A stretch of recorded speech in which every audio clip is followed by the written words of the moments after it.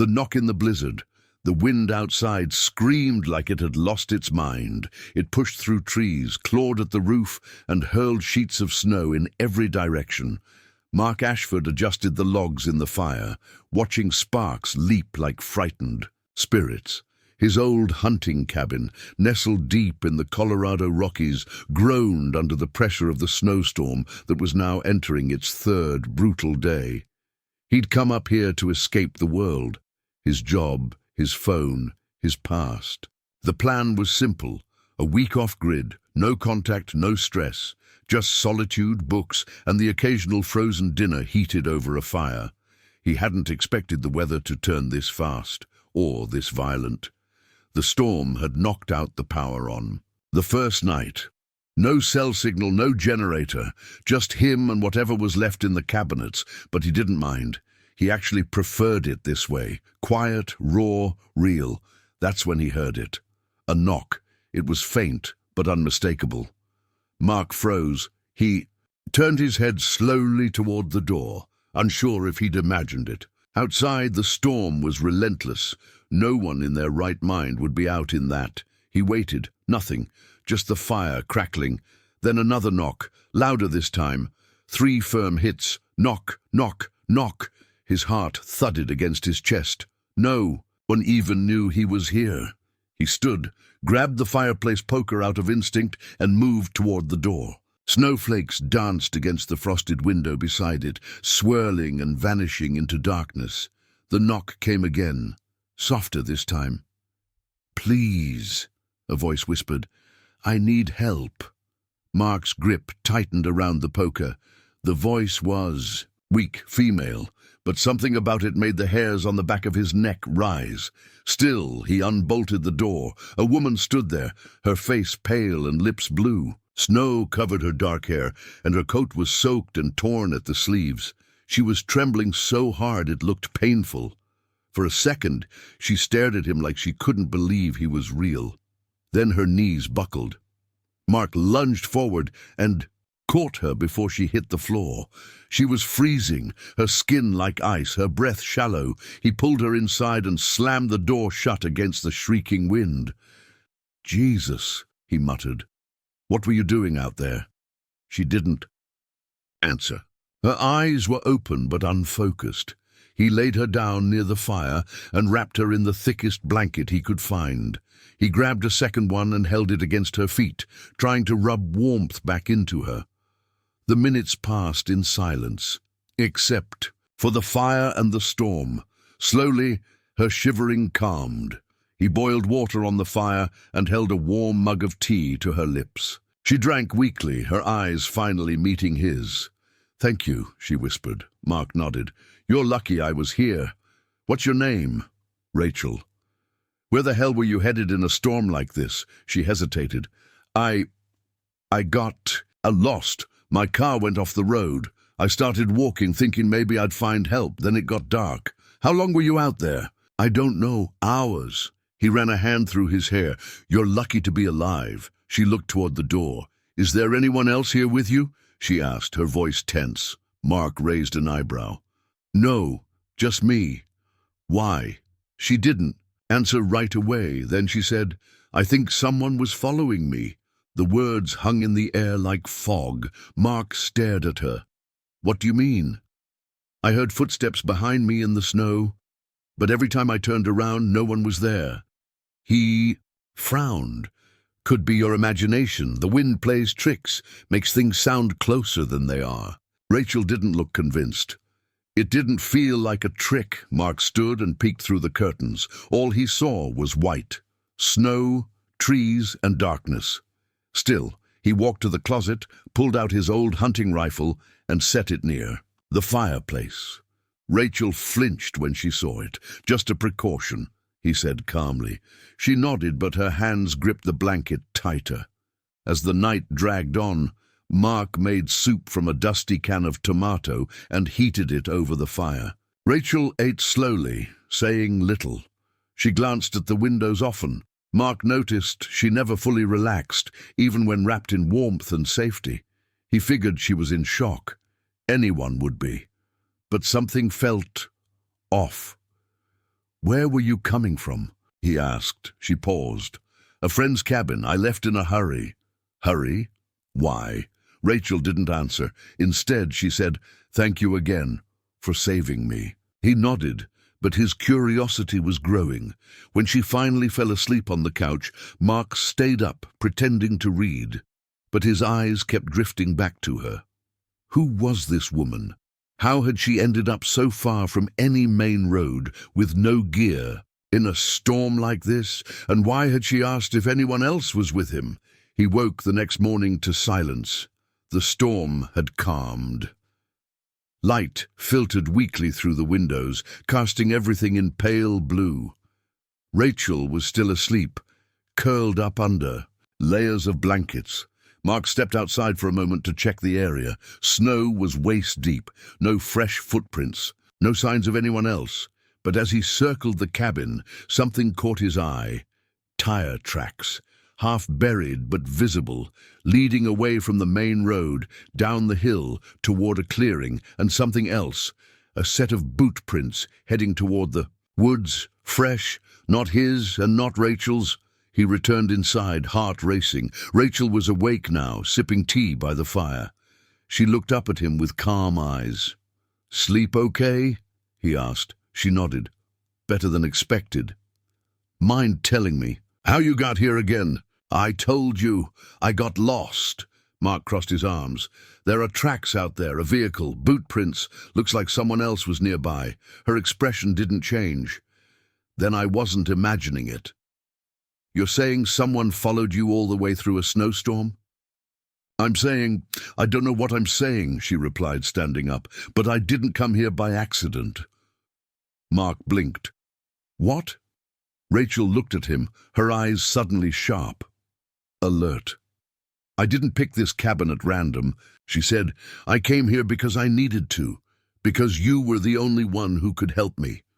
"What are you talking about?" She hesitated, then took a step closer. "I'm not just some stranded woman, Mark. How do you know my name?" "I know a lot about you," she said, "and I know you're not just some guy hiding in the woods. You used to be a firefighter. You disappeared after a rescue went wrong. A boy died in your arms. You haven't spoken to your sister in 3 years. You left everything and everyone behind." Mark's jaw clenched. "How the hell do you know all that?" She didn't answer right away. She just pulled something from her coat pocket. A photo of him holding a woman and a child. It was a picture he hadn't seen in nearly 10 years. "What is this?" he asked, his voice low. Rachel stepped back. "Please, just listen to me. I didn't come to hurt you. I came because I need you, and because you need the truth." He stared at her. Then the lights flickered. Only they shouldn't have. There was no power. Rachel's eyes went wide. "Oh no," she whispered. "What is it?" he asked. "We're not alone." Shadows from the past, the moment Rachel whispered, "We're not alone." The air in the cabin shifted, like the walls were listening. Mark's eyes darted to the door, then to the rifle leaning against the fireplace. "Start talking," he said, his voice steady but cold. "No more games." Rachel's lips trembled, not from cold this time, but from the weight of something she had been carrying far too long. She slowly handed him the photo again. "You don't remember the woman in this picture, do you?" He glanced at it, jaw tightening. "It's me. That's my ex, Leah. The kid was her nephew, I think. We took the picture at some fair." "You're wrong," she said softly. "That child wasn't her nephew." Mark's breath caught in his chest. "What are you talking about?" Rachel hesitated, and then in a quiet voice, as if unearthing a ghost, she said, "That boy was your son." A silence fell so heavy it could have crushed them both. Mark blinked, his whole body suddenly cold despite the heat of the fire. What?" "I didn't come to you just because of the storm, Mark," she continued. "I came because there are things you need to know, things Leah never told you. She kept secrets, big ones." He backed away, nearly stumbling into a chair. "You're lying." "I wish I was." Mark turned and paced, rage boiling just beneath his skin. That's impossible. Leah and I broke up years ago. She left, never said why, never came back. She left because she had to, Rachel said, because someone made her. What does that mean? Rachel took a shaky breath. She wasn't just some girl from your past. She came from a powerful family, one with influence, money, and a lot to hide. When she got pregnant, they forced her to disappear, said you'd never be part of the child's life, and when she refused to play along, things got ugly. Mark looked like he'd been hit in the gut. Why didn't she tell? Me? Why wouldn't she fight for us? She tried, but they made sure she couldn't. You think she just left you? She was taken, hidden, controlled. Mark sank into the armchair. His mind reeled.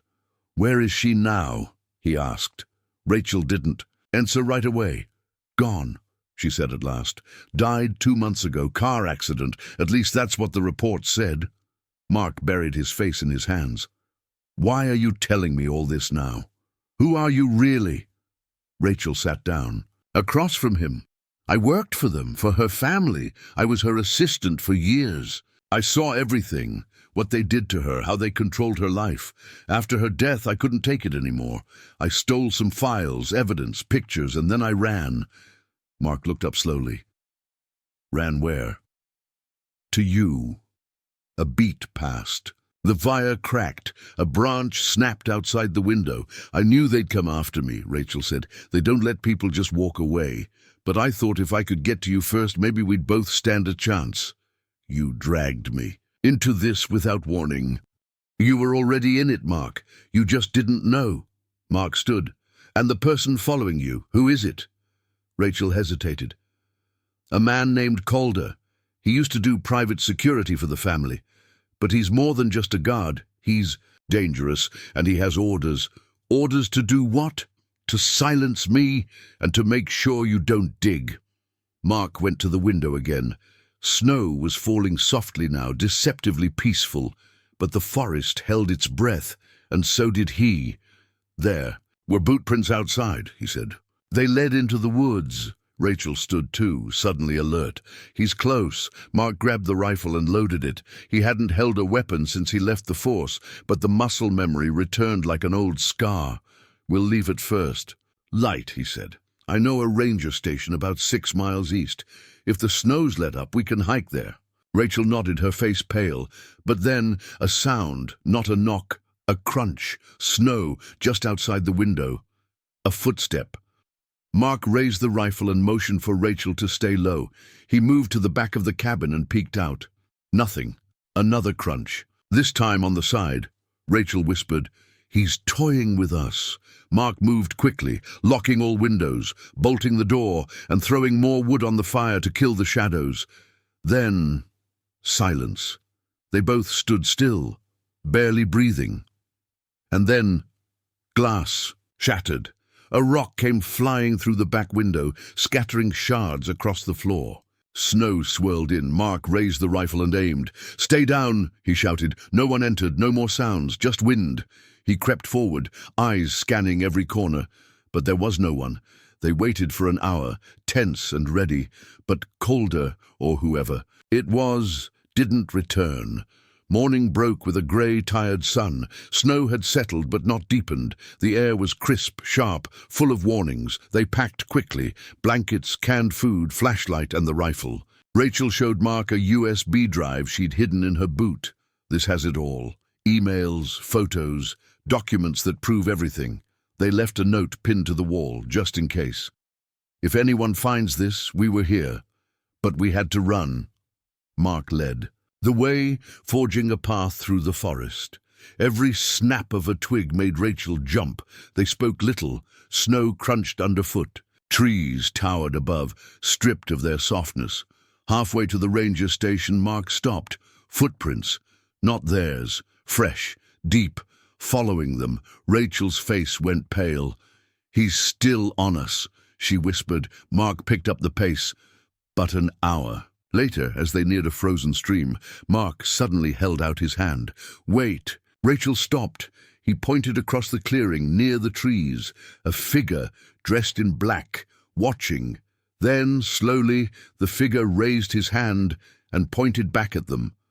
Mark raised the rifle. The figure didn't move. Then, in a flash, he vanished into the woods. They ran. Mark didn't stop until the ranger station came into view, a low wooden building half buried in snow. It was locked, but Mark broke the glass and forced the door. Inside, it was dusty, cold, but intact. Landline hung on the wall, dead, but a two-way radio blinked red. Mark grabbed it. "This is Mark Ashford. Emergency. We need help. Static." Then a voice. "Receiving. Identify your location." Mark gave coordinates. The voice promised help in 4 hours. Relief washed over them. They locked the door and barricaded it. For the first time in 2 days, Mark let himself breathe, but Rachel wasn't smiling. "What is it?" he asked. She reached into her coat and pulled out a folded piece of paper. Her hands shook. "I found this in Leah's apartment the night. I ran," she said. "It was a letter written in Leah's handwriting. Mark, if you're reading this, then somehow Rachel made it to you. I wish I could be there too, but if I'm gone, just know I never stopped loving you. I was taken from you, and I didn't fight hard enough to get back. That's my biggest regret. They told me if I said anything, our son would be taken from me. I believed them, but I shouldn't have. Now I fear he's gone too. I don't know what they did. But I couldn't stay silent anymore. Find the truth. Protect Rachel. She risked everything for you, and maybe forgive me someday. Always, Leah." Mark stared at the letter for a long time. He didn't speak. He couldn't. When he finally looked up, his face was hard. "I'm not running anymore," he said. "I'm going to end this." Outside, the snow had started to fall again, but somewhere in the forest, the shadows were moving closer. The truth beneath the ice. The snow outside the ranger station had begun to fall harder again, covering the boot. Prints they left behind. But inside, Mark Ashford stood by the radio, eyes locked on the letter Rachel had given him, Leah's final words. His hands trembled slightly, but his jaw was clenched with purpose. 4 hours, Rachel said, checking. The old clock on the wall. That's how long they said rescue would take. "We don't have 4 hours, Mark muttered, grabbing the rifle and checking the ammunition. "Not with that man out there." Rachel stood at the window, peering through a narrow slit in the frost-covered glass. "Do you really think he'll try to come after us here?" "He's been following us non-stop," Mark replied. "He threw a rock through the window at the cabin without even entering. He's not just hunting us, he's playing with us. He's confident, which means he's dangerous." Rachel turned toward him. "We should hide the USB drive. If he gets in here—" "I've got an idea," Mark said, grabbing a toolbox from beneath the ranger's desk. "This place used to have a crawl space under the floorboards. If we can stash the drive there, maybe even trap the floor after, we'll slow him down, if he finds it." Together, they pried open a few boards and revealed a narrow, dark crawl space beneath the station. It smelled like damp wood and old insulation, but it was dry. Mark slid the USB drive inside an empty canister and placed it far in the corner, then sealed the boards tight again. Rachel wiped her hands and gave Mark a tense look. "This is bigger than I thought." "What do you mean?" "I thought I was just exposing a family secret, Leah's story, what they did to her. But there's something else. In the files I stole, there were photos of a private clinic, and one file that said Project Orion." Mark raised an eyebrow. "What kind of clinic?" Rachel hesitated. "It was in Eastern Europe, hidden, specialized in untraceable adoptions, high-profile clients, all confidential, and the last name on the list, Leah Ashford." Mark's stomach dropped. "You think they took the child?" "I think they sold him." The room tilted. Mark staggered back, trying to breathe. "That's not possible," he said, voice breaking. "No, Leah would never—" "She didn't. She tried to protect him, but they didn't give her a choice." Mark sank into the chair, fists clenched so tight his knuckles turned white. "Where is he now?" "I don't know," Rachel whispered. "But I think Calder does. That's why he's here. Not just to stop us, but to erase every trail, every trace of Leah's son." Mark looked up, eyes burning. My son. The hours passed slowly. Outside, the snow grew heavier.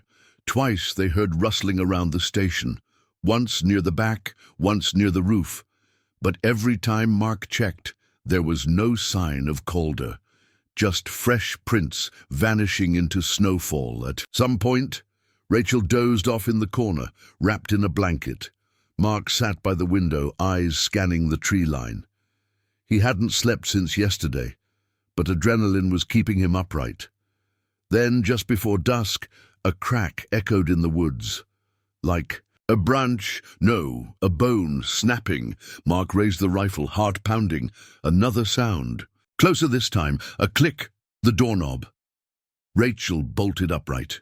Mark moved fast, motioning her to the crawl space. "Go. Now." She obeyed, sliding under the floor just as the front door creaked open an inch. Then 2 inches. Mark held his breath. Finger on the trigger, a cold gust entered the station, and with it a man's voice. "Easy now, Mark. Let's not make this messy." The door swung open fully. A man in black stepped inside. No hat, no gloves, no fear. His face was weather-worn, emotionless. His eyes locked on Mark like a predator.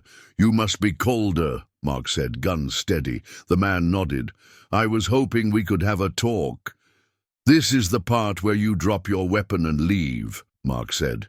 "I'm not here to kill you," Calder replied, taking a step forward, "unless you give me a reason." "Too late. You've been following us, threatening us, throwing rocks through windows. I needed to get her scared enough to hand over the drive. But I see now she's more loyal than I thought." Mark didn't lower the rifle. "You're not getting it." Calder looked around the room, then back at Mark. "You really don't understand what you've walked into, do you?" "I know. Leah was taken from me. I know my son was stolen, and I know you helped make that happen." "That was above me," Calder said with a shrug. "I was just doing my job. But now, this has become personal." He pulled out a phone and held it up, on the screen. A photo, a young boy, maybe 10 years old. Brown eyes, same jawline as Mark. "He's alive," Calder said. "For now." Mark's breath caught. "You can't be serious." "Sold to a high-profile couple in Switzerland. They think he's theirs. They don't know the truth." Mark's hands shook. "Give me the drive," Calder said, stepping forward. "You can walk away. I'll make sure the boy gets to you. Safely, no bloodshed, no more games. How do I know you're not lying?" "You don't," Calder said coldly. "But ask yourself, how far are you willing to go without it?" Mark didn't answer, because suddenly, a loud crash from under the floor. Calder turned. In a split second, Mark fired. The shot missed by inches, hitting the wall. Calder dove, rolled, and drew a pistol from his coat. Shots rang out. Wood splintered. Glass shattered. Rachel screamed from beneath the floorboards. Mark fired again, this time grazing Calder's shoulder. The man dropped to one knee. "Rachel, run!" Mark shouted. The boards flew open. Rachel bolted for the back door as Calder lunged. Mark tackled him, slamming the rifle against his arm. The pistol clattered away. They fought, fists, knees, teeth. Blood splattered the wooden floor.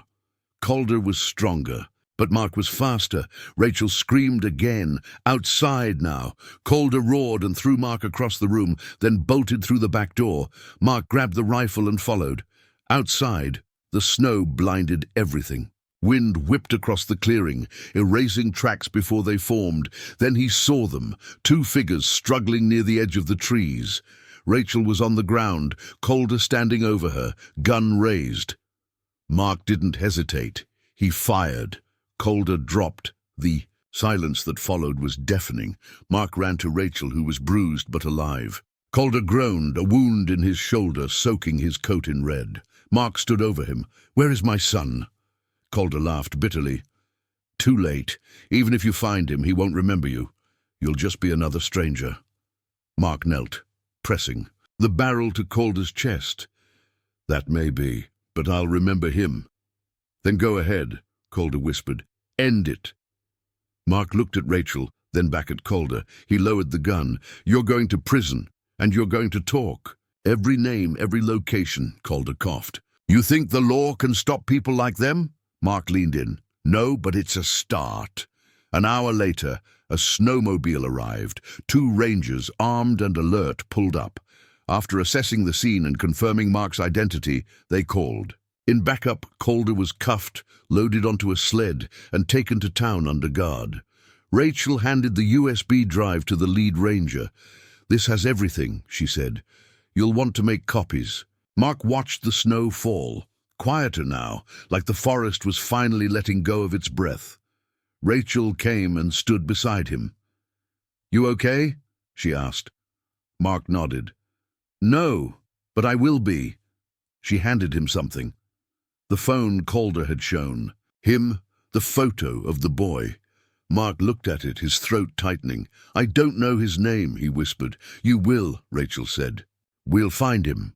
The light beyond the snow, the cold had seeped into Mark's bones as the snowmobile sped toward town. Behind him, Calder was silent, handcuffed and guarded, but the real battle was far from over. Somewhere in the shadows of the city, the family that had torn his life apart was still watching, waiting, ready to strike. Mark sat in a small, dimly lit room at the police station, the USB drive resting on the table between him and the lead detective, a woman named Harper. She flipped through the files rapidly, photos, emails, encrypted messages, financial records. This is enough to bring down a lot of people, Harper said quietly. If we're careful. Mark nodded, exhaustion weighing on his face. Leah never wanted me involved. She protected me and my son by keeping me in the dark, but I'm done being kept in the dark. Harper looked up. The people behind this, powerful, dangerous. You'll need protection. I'm ready for that, Rachel sat beside him, hands wrapped around a warm cup of coffee. Mark noticed her tired smile. Thank you, he said softly, for everything. You risked your life to bring me here. She shrugged. Leah was my friend, and I couldn't let her story end in silence. Mark's mind drifted back to the photo of the boy on Calder's phone. He looked at it again, tracing the lines of the child's face, wondering how much of himself had survived in that boy. A son he never knew, stolen by shadows. Days turned into weeks. The investigation unfolded, slowly but steadily. The media stayed quiet thanks to court orders, but behind closed doors, Harper and her team began to unravel the twisted web of lies, money, and power. Mark found himself drawn deeper into the fight, testifying, reviewing evidence, pushing for justice. And yet, despite the progress, one question burned brighter than all others. Where was his son? One evening, as Mark returned to his small apartment, he found a plain envelope slipped under the door. Inside was a single piece of paper with an address and a time. No signature. His heart raced. Could this be it, at the given place? A modest neighborhood. On the outskirts of the city, Mark waited nervously. Snow was falling softly, coating the street in white. A car pulled up slowly. A man stepped out, not a threat, but calm and deliberate. You're Mark Ashford, the man said. I am. You've been asking about a boy, Leah's son. Mark's throat tightened.